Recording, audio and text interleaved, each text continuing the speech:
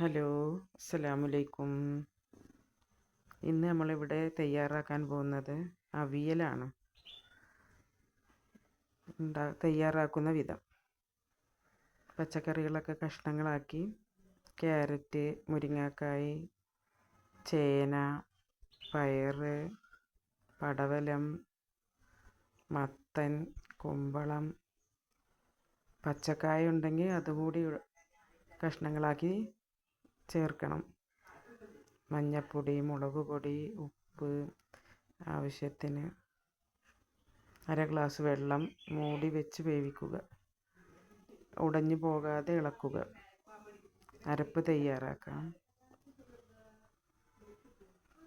തേങ്ങ, പച്ചമുളക്, ചെറിയ ഉള്ളി, തൈര്. ഉരുളൻകിഴങ്ങ് പകുതി വേവാകുമ്പോൾ ഇട്ട് യോജിപ്പിക്കുക.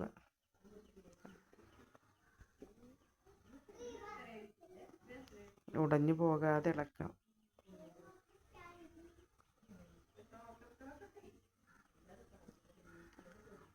അരപ്പ് ഒഴിക്കുക.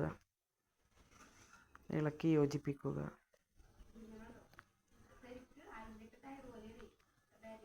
കറിവേപ്പില, പച്ചവെളിച്ചെണ്ണ ഒഴിക്കുക. ആവശ്യത്തിന് തൈര്. പുളി കുറവാണെങ്കിൽ കുറച്ച് തൈര് ഒഴിക്കുക.